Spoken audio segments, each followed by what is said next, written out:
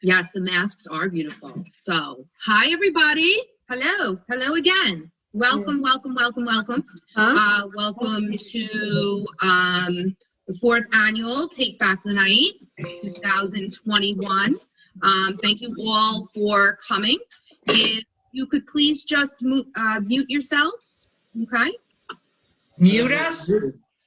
Yes, mute yourselves. Yes, please. I just found out how to unmute myself. So if you could please mute yourselves. Okay, hold on. Thank Hold you. on. Mine is- Awesome. I was on a meeting the other day. Okay. Cool. All right. So, again, those of you that are just still coming in, I know. So I am Danielle DeMar Brooks. I am a professor at Suffolk Community College, a history and college seminar professor. I'm also chair of the Take Back the Night Planning Committee. Just a little bit about, what Take Back the Night is, those of you that are new to this. A Take Back the Night event was actually started in the 1970s to end domestic violence and sexual assault in all forms. It could be in the form of a march, a vigil, or a rally. So we decided, this event was first hosted at the Ammerman campus in the 2000s. And then we decided, I was in a college seminar class, I was teaching a college seminar class in 2017, and my students decided to once again host this, but at the Grant campus. So in 2018, we first hosted this at the Grant campus. We had 200 people participate and march in support of domestic violence awareness. So then we once again did this in 2019, okay, and our numbers doubled. We had 450 people march in the pouring rain, okay, in support of domestic violence awareness. So something that we've done throughout the duration of this event these past 4 years is we've incorporated engagement projects to really get people invested, start some dialogue. We first started in 2018 with the Lantern Bag project, which is led by our amazing committee member, Kathleen Flynn Bisson. And what it was with these lantern bags is that you're putting messages of empowerment bags, and they were lit up, okay, the first time we hosted, and it's something that we've incorporated for the past few years. It's a beautiful, beautiful project, and you'll see that at the end when we show the video. We also incorporated something called the Butterfly Project as well. The Butterfly Project is led by Gina Ocello, also one of our amazing committee members.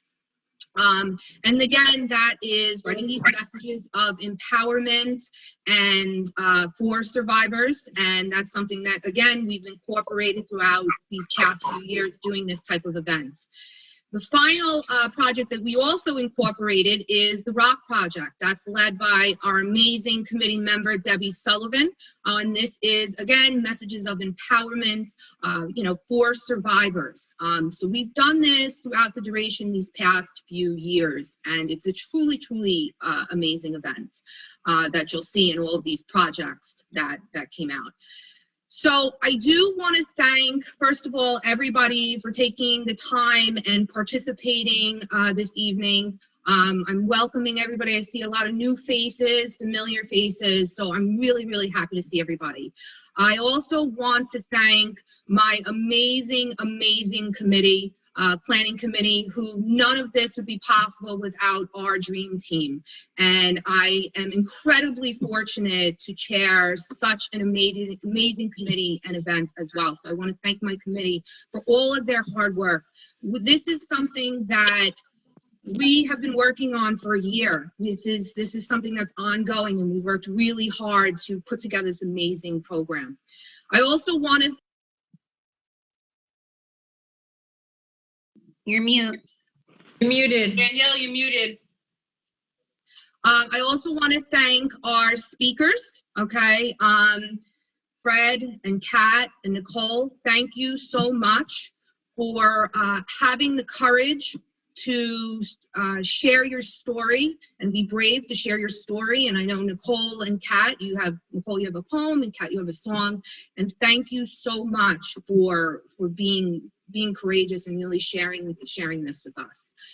So without further ado, I would like to first introduce our first speaker. This will be Fred, and Fred will be sharing his story with us. So welcome, Fred.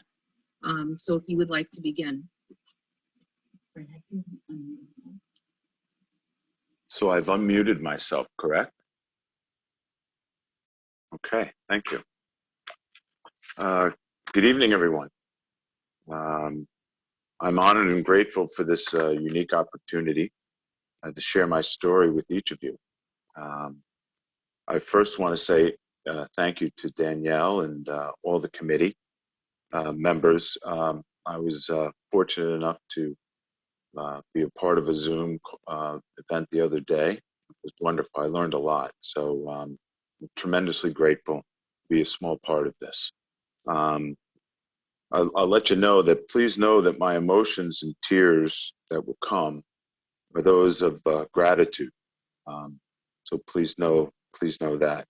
And finally, I have found that every time that I tell this journey, I feel a sense of healing. So thank you, all of you, for helping me heal tonight. I will share my story in several parts. I will try to keep it to about 20 minutes. I've edited from my original presentation. My name is Fred C., and I was a victim and survivor of childhood sexual assault and abuse. I was born in 1963, Queens, New York, the oldest of four, three younger sisters. And like most, my birth was heralded. My father had a son. My father, he was one of four, three brothers. I'm told he was the favorite son.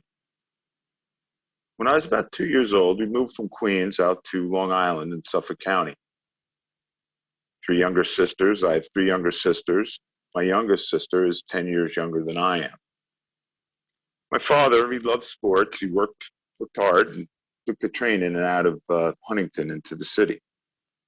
My mother loved music, acting, is wicked smart, and was a tremendous homemaker, still is. We went from an apartment in Queens to a small house, and then we moved to a big new house, good schools, diverse community. Now the dates may be off by a little bit, but this is basically, we're talking about 1970 to 1975. For me, I loved sports. I did. I loved football. I loved basketball. I loved baseball. You should note that I have a cousin who was a professional baseball player. That's how much the sport meant to my father, myself, and our family. I also, thanks to my mother, learned to dance, play the drums. I was in school plays, so it was a very, very full childhood. Now, in age 12 in sixth grade, it was that spring. Now, I played a lot of sports, and I was part of a youth sports league called HAC for about 4 years. That fall prior, a new football coach had started. I know this from team photos. Leo Ocampo was his name, not a hoop coach. So I didn't see him after the football. Next thing I know, he shows up at the HAC baseball. Now, I was never the star player. I was always the valuable role player. The first sexual assault abuse, well, please allow me to set the stage. I was in elementary school. My father worked his butt off, taking the train in and out of the city. My mother was a tending mother. She had a newborn and two younger sisters that I had. This time it was an era of the doors were open, the houses were unlocked. There were no seatbelts. Kids sat standing in the front seat, and everyone smoked. On this day, my mom dropped me off at a Little League baseball game. It rained out. Coach came up to me and said, "I'll give you a ride home." This is what I remember. We stopped for Carvel. We went back to his apartment, to his basement apartment. I remember a dark room. I remember hands, smoke, mouth, kissing, oral. Not sure what happened after that. It was all a blur. And I didn't see Leo again until age 13. Now, I'd had my birthday, and now we'd moved to a new junior high school. It was fall. It was football season. The second sexual assault took place at this school. Please allow me to set the stage. We were young bucks playing football. What do I mean by that? This is when all the kids in the school, other elementary schools, would come together in this one school. We had old friends, new friends. It was a new school, a new experience for all. It was the first time we were playing for our school. For us, that was a big deal to have the name of your town on your jersey. This is what I remember. He, Leo, just appeared on the sideline as an assistant coach, volunteer as I recall. I remember the pit in my stomach. I remember the avoidance. I remember he got me alone and attacked me up against the cage downstairs in the equipment room. And I remember those hands, smoky breath, scratchy beard, the force. And then all of a sudden we were interrupted. Someone walked in on it. I know who the kid is, and I know that the coach knew. I don't recall much else. It's a blur. I do remember that Coach Leo Ocampo was not a coach the rest of that season. And I never saw Leo again. And no one, as far as I know, made a big deal or any deal about it. My parents were not told. I was embarrassed, scared, and confused. And again, stuffed it down. It became this dark ballast inside of me that got heavier. And I just kept going. Now, why didn't I tell him? What was I going to say? Hey, Mom, hey, Dad, you'll never guess what. Coach Ocampo did something weird to me. I wish I had. Hey, Dad, I'm sorry I let Leo Ocampo violate and abuse me. I just don't beat the crap out of him. I wish I had. When I look back, I noticed that for the first time, my moral and social compass took on a dark ballast. I believe our soul is that compass. And it was that compass that was just corrupted. Some freak switch flipped, and a course was set, and I stuffed it down. Part 2, keep moving, keep it down. The rest of junior high school, well, it was awesome. There were 3 sports, school plays, student government, girls, no drinking, no drugs. It was also at this point that a new personality trait, character flaw took root. It was the duality of Fred, the 2 sides of Fred, the cheat, sneaky, lying. Anger would quickly turn to rage, stealing, not only physical things, but I started to steal pieces of my loved one's mind. Was that normal for a 13, 14, 15-year-old? I don't know. I just know that was me. And once again, I never heard from Leo or ran into him or anyone else from that HAC. Grades 11 and 12 was great. I was in the chorus, plays, sports. I started to excel in sports. It was also the first time that I started to smoke pot. I found that this actually kept that whole thing down. I just kept moving forward, and it just stayed down. Now, my mom and dad did not go to college. So for me to go to college as the oldest was a big deal. I went to Syracuse University. I played lacrosse, was an NCAA champion, made my family super proud. I was the first one to really graduate. Those were all in the 18 to 28 years. Things started to come into play. I started to get an ego, right? That big man on campus syndrome. Girls, drugs, alcohol, that whole thing started to escalate. Everything kept going. Summer jobs were for my dad, who worked in the entertainment business in New York. Union jobs, trips, good full life, and a college graduate. When I was 22, my father suddenly died of a massive heart attack, alone, in a hotel room. It rocked my world. I had to tell my mother, and all the stalking, assault, abuse, and violation at the hands of Leo got pushed down deeper, piling up and pushing down. Let me try to articulate duality with words: debauchery, jaw-dropping, selfish, stupid, dangerous, deadly. A heavy-laden moral compass. Every time there was a fork at the road, it would seem like I would take the road that you really shouldn't. 3 months before my dad died, I went to a bar in New York City after work, out of school, and I met an old girlfriend. We drank hard. I passed out in a train, got in a car, and I actually wrecked my car and died.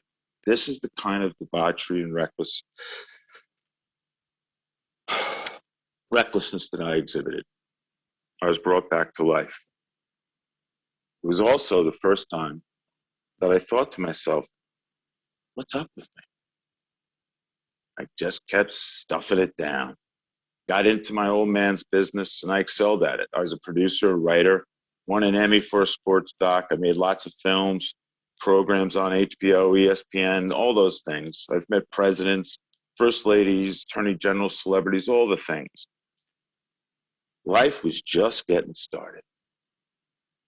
At 28, I met a great woman. She fell in love with a smart, handsome, funny young man. Her words, also foreshadowing. Married and immediately got into a life of go, go, go. First 10 years, we had 4 beautiful children, 2 girls, 2 boys, lived in Lower Westchester, at a big house, country clubs, all the traffics. The pot use became chronic. I was a moderate drinker. And during this time, I started coaching. First soccer, CYO hoops, lacrosse, football, for all my children and their friends. 11 months a year for 11 straight years. Hundreds of boys and girls, ages K through 6. And I was good. I was really good at it. That's what people told me. The teams every parent wanted the kid to be on. Now, here's the irony. Really, the first time coaching gig was the spring after my dad died, after I got out of Syracuse. I went back to that junior high school where Leo had stalked and attacked me, in that equipment room. So much in my head at that time, it didn't matter. I tried coaching. I really wasn't any good at it, but I just kept moving. I just kept going. I just noted that I had a lot in my head. And I've come to learn that that's a very bad place for me to live, in my head. During this period, no therapy. My mental and spiritual health took a back seat, a way back seat. As for coaching, I took over and ran a youth lax organization. Went on to coach at a high-level high school program in Westchester for both of my sons. Won many high school titles at all levels. I love it. I'm good at it. I could make it. I just couldn't make a living at it, not living in Westchester.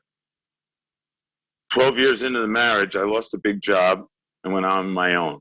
I wish I had. My pot use was up. My self-esteem was lowering. It was hard to make ends meet. The pressure was building. And that dark ballast really started to rule my actions. All the time I'm hearing, you're a great guy, your dad is this, your dad is that, pillar of the community. Part 4.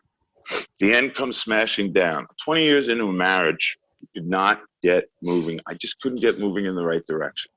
I couldn't. My businesses had failed. My marriage was failing. Kids were going off to college. I had no steady income. We'd moved to a smaller house. I had lack of direction.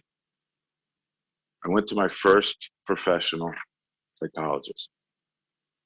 I top-lined it, and my duality did the talking. Pot use was chronic. I went to outpatient. Duality did the rehab. Co-pays built up, and so did depression and isolation, living in my head. Depression and suicide were thoughtful. Christmas of 2017, you don't plan your bottom. The last 5 years of the marriage have been very toxic. What is wrong with you? I kept hearing. You are not the man I married. I wasn't. You're a sociopath. It was horrific. It was toxic. As I sat on the floor crying, at one point, after a very, very, very, very, very, very, very bad evening, I finally saw pieces of my life on the ground. I don't know why. And then I saw it. I finally saw it. I saw that dark ballast. I saw that moral compass, that dark ballast, and I finally blurted out, Leo Ocampo sexually abused me. It was the first time in 40 years I ever used his name. It's the first time in 40 years I ever said something. Then the teacher will. At that time, my wife at the time said it was just another lie. I don't blame her. The noise in my head, the desperation. I was alone in a full house. I went back to therapy. The therapist when I first talked about the abuse, he didn't really know what to say. He really didn't know what to say, and neither did I. He suggested I make it into a movie. Once a week wasn't enough for me. I sought help in rooms outside of therapy, and that seemed to help. And all the while, the noise, the loneliness, and now Leo is in front of me. And he had that grip on my soul. Could this be something to examine in self-examination? So I dove into figuring out this Leo piece. 40 plus years ago, I went to old team photos. I started meditating. I started remembering. I also started to get clean. And as that clarity came, it came back like waves on a beach, steady and unrelenting. I went to his old apartment. I looked online for him, searched for anything to help find Leo.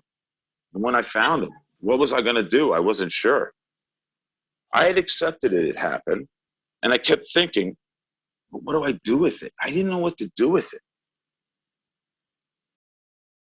At that point, I could really only speak for a few sentences because, again, I didn't know what the words to use. I was 55, successful, air quotes for the transcript. I was a 55-year-old successful man who won an NCAA championship. I married a great woman.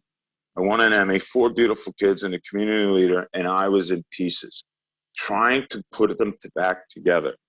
What happened to Fred? Well, you know what happens. I got divorced. I moved out. In March of 2019, I moved back here to Suffolk County. I was sad, emotional, and scared. After 8 months, I still didn't know what to do with the Leo piece.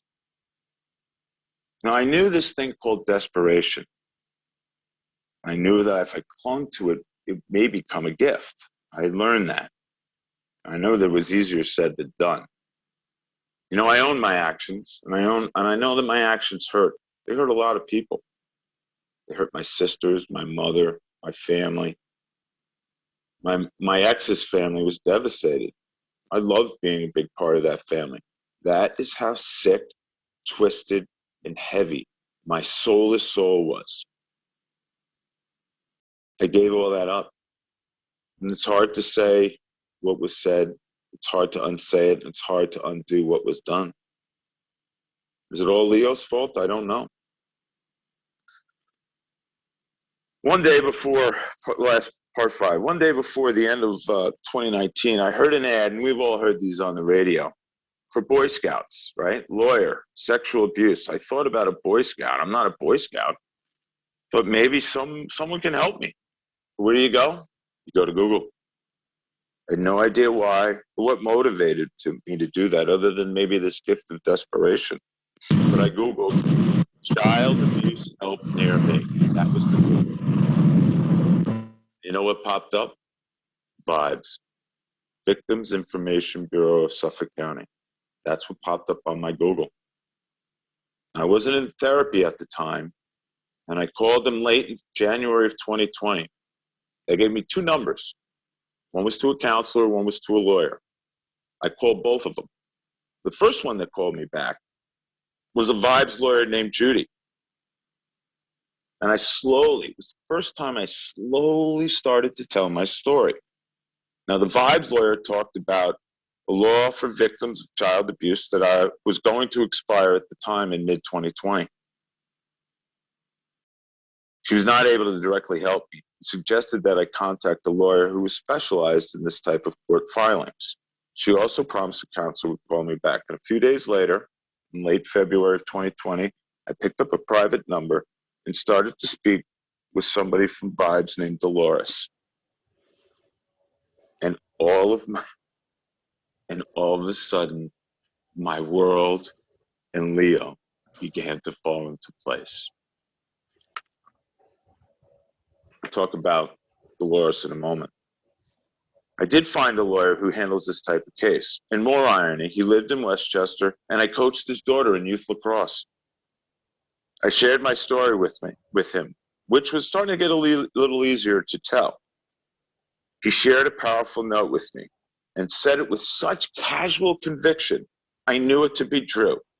When I noted that I was abused by a coach and that I reminded him that I had coached his daughter, he stated without missing a beat, you either protect or you pray.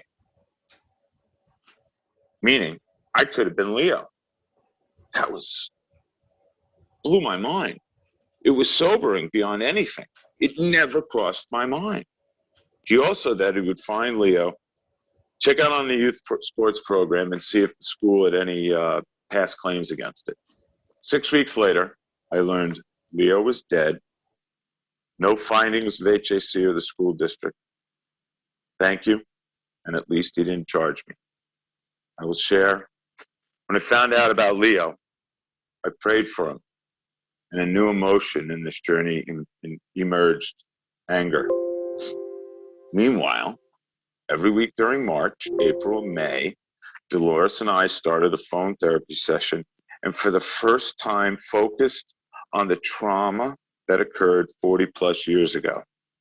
Her voice, compassion, words, my gift of desperation, all aligned to start a healing process. What Dolores did for me? She gave words to something that was wordless for 4 decades. Something that was buried so deep and dark and now needed to be dealt with. And I continue to deal with it today. She shared with me, Fred, you have unearned guilt and shame. We also talked about my friendships. They all seem to have expiration dates. No one too close. We talked about my children, my ex, my family. We wrote a letter to me at age 12 and 13. We wrote a letter to my dad. Talked about the words like should and self-flogging. Love that one. And we talked about Leo. You know, I say his name, Leo Campo, because it minimizes his hold on my soul. Maybe he escaped justice. We'll never know. Why speak out now? This is my last part. There's 3 main reasons. One, the Vibes lawyer said, most likely there's other victims out there. Again, it never occurred to me. 2, I have learned that helping others, even one, helps me out of self and into others. And 3, I don't know why, nor do I care why. I'm very comfortable talking about this. At the end of December 2017, there were pieces of me on the ground, and my soul was being strangled by a cunning, insidious dirtbag. I remember recently talking to Dolores about putting the pieces of me back together. She told me I didn't necessarily need to put that piece back. I said it happened. I cannot change that. What I can change, and am changing, is putting it back on my terms. Taking the black color off, cleaning up all the dirt that messed up that piece called my soul. So today, I sit here continuing to put all the pieces back. Dolores and I have stopped for now, the phone sessions. I do call her once in a while, though. I hope to share my journey, with additional other professionals in times like this. I'm currently full-time employed, tremendously positive relationship with all my children. I work very closely with my ex on raising our children. I have new friendships. Lots going on. My name is Fred K. My name is Fred C., even though it says it, my name at the bottom of my screen. And I am a survivor of childhood sexual abuse and assault, and I thank you all very much for your time. Thank you, Fred. Thank you for sharing your story. Thank you for all your courage and sharing this with the group. It's amazing. It's truly, truly amazing, and an honor that you're here at this event. Absolutely incredible. So thank you. Thank you.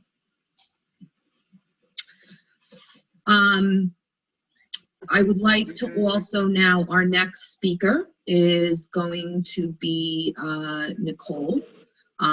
So Nicole, if you would like to share with the group what you've prepared, please.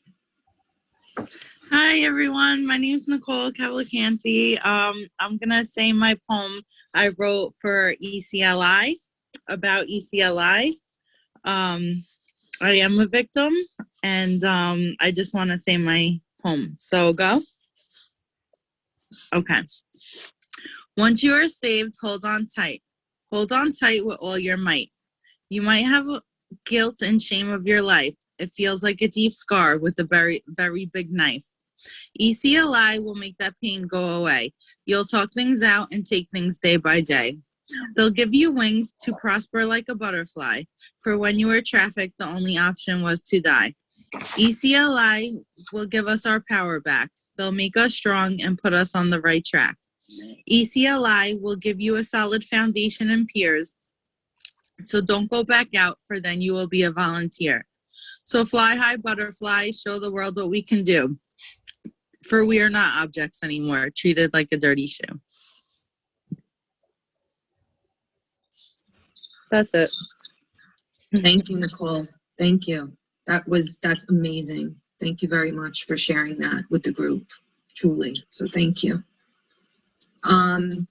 The next speaker we have is Kat. Kat has prepared a little something for the group as well. So Kat, if you want to share, please.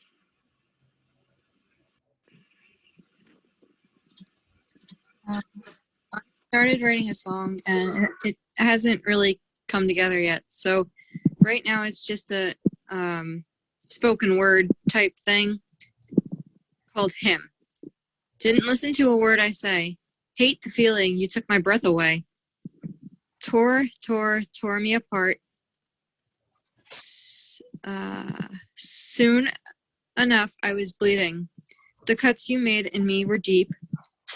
One more minute of my wasted time, feeling like I had to keep you away to breathe, made me so weak I can't breathe.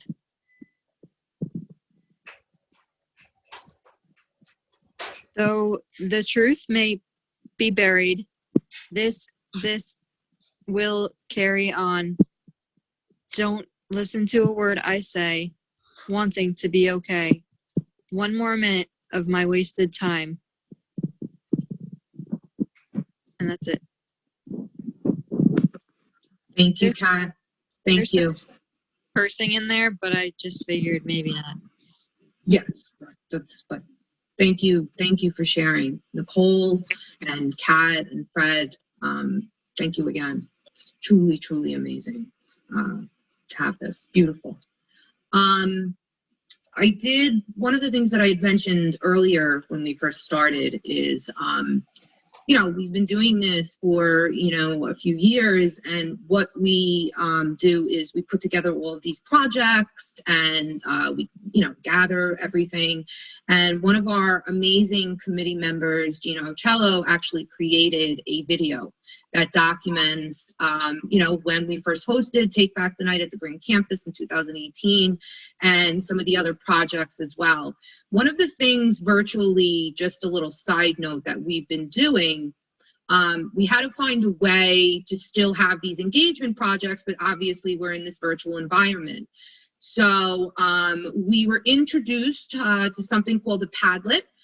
thanks to one of our other committee members, Meredith Starr. And this, you'll see in the video, is all of these engagement projects that were done virtually by not only our committee members, but also participants. And this wasn't just individuals from Suffolk.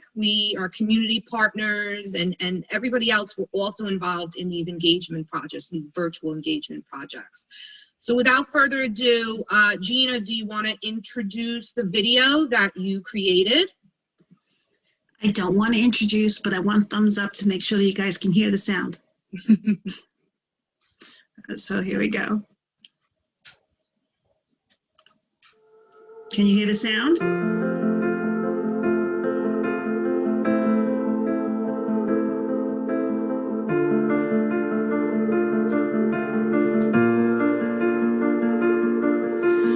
I keep fighting voices in my mind that say I'm not enough.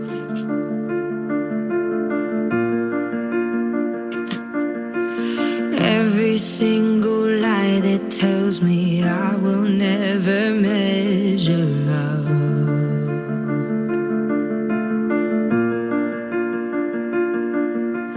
Am I more than just the sum of every high and every low?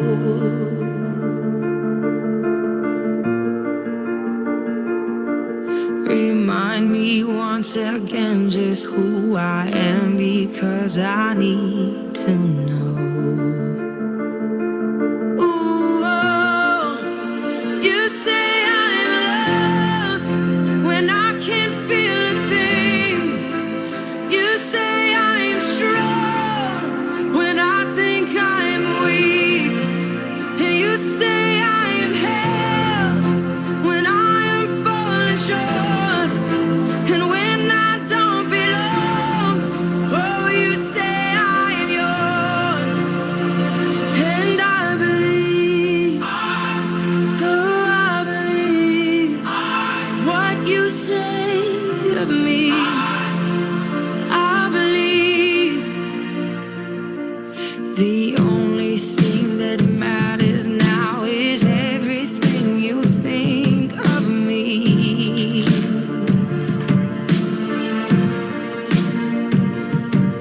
In you I find my worth, in you I find my identity. Ooh, oh, you say I'm loved when I can't feel a thing. You say I'm strong when I think I'm weak. And you say I am held when I am falling short. When I don't belong, oh, you say I am yours. And I believe, oh, I believe what you say of me. Oh, I believe.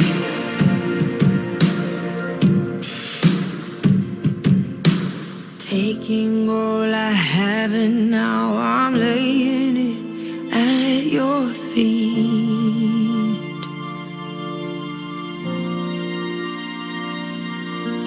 You'll have every failure, God. You'll have every victory. Ooh, oh, you say I'm loved when I can't feel a thing. You say I'm strong when I think I'm weak. You say I'm held when I am falling short. When I don't belong, oh, you say I'm yours.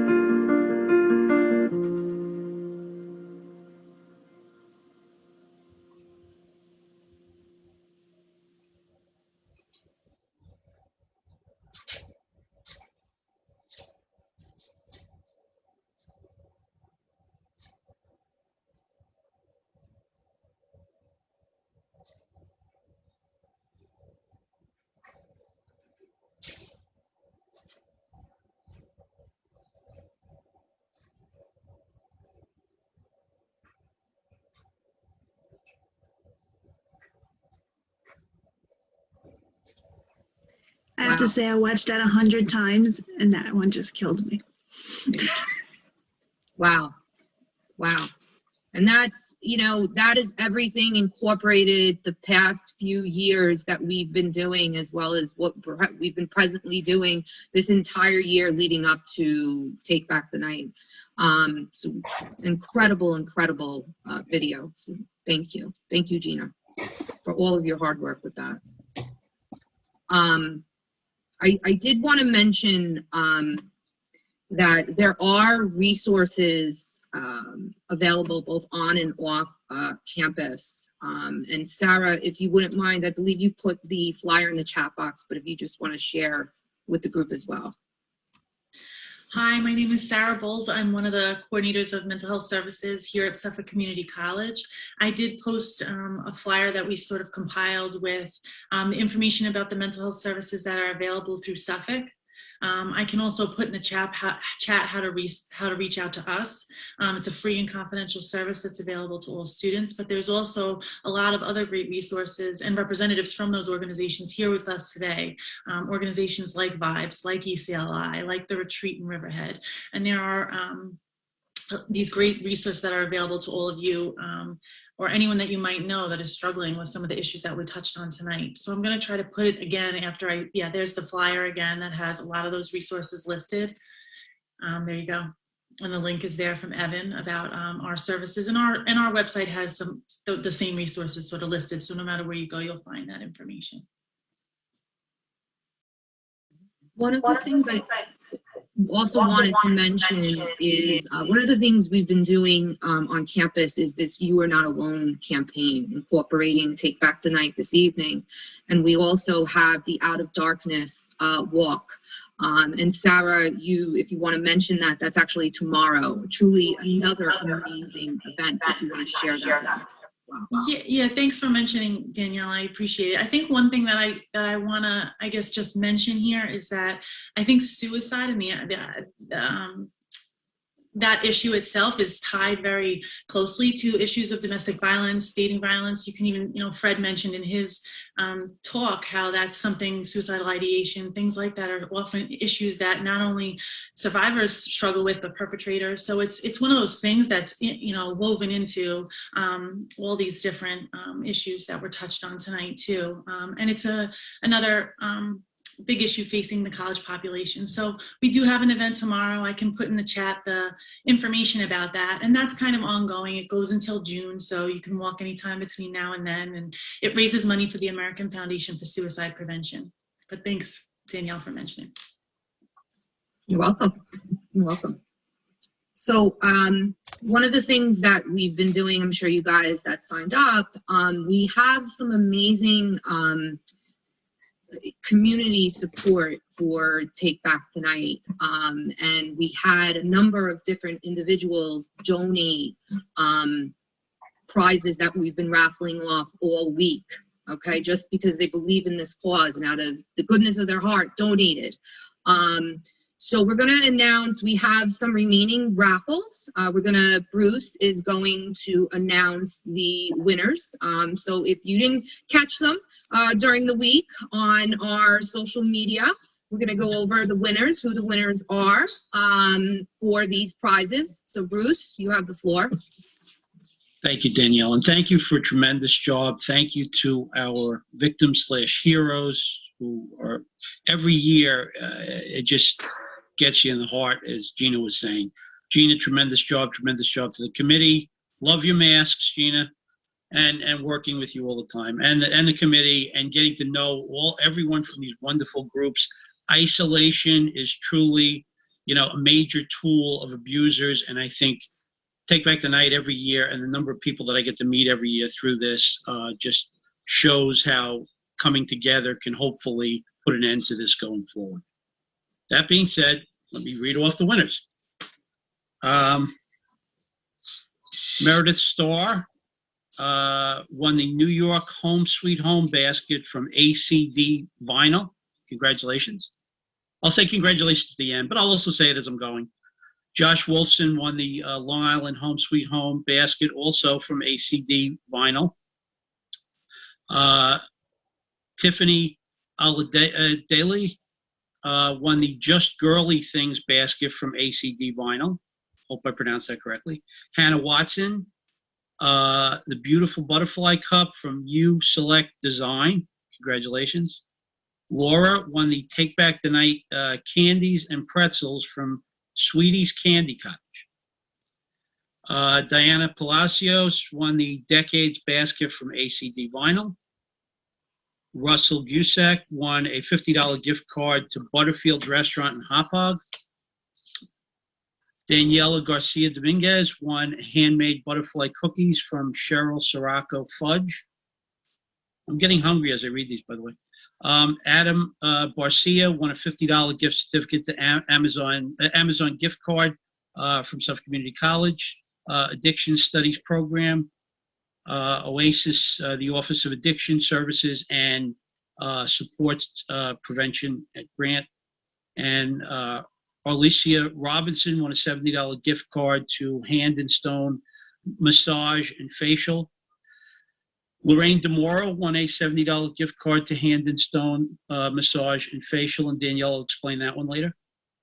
Clarice Murphy won a $70 gift card to Hand and Stone Massage and Facial.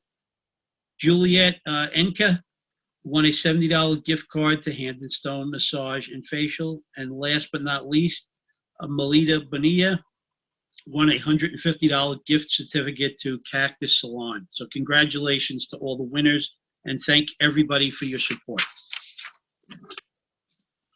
Thank you, Bruce. Thank you, everybody.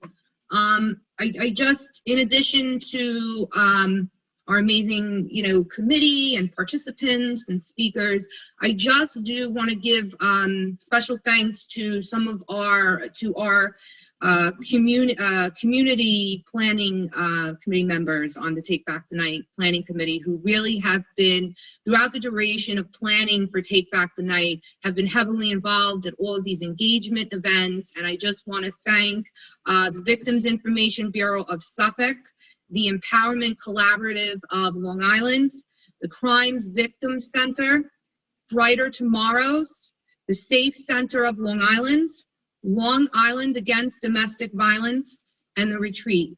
So I want to thank you for being heavily involved in all of these events, and could not do this without everybody, community members, faculty members, even alumni who come back every year for this event.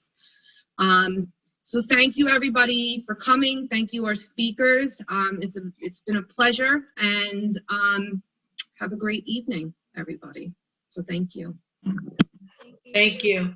Thanks, everybody. Thanks for Bye. being here. Bye. Thanks, everyone. Thank you. Bye. Thank you, Thank you, everyone. Have a good Thank you, night. everyone. Thank you. And take off the live. Turn off the live. Turn off the live. I am. Night.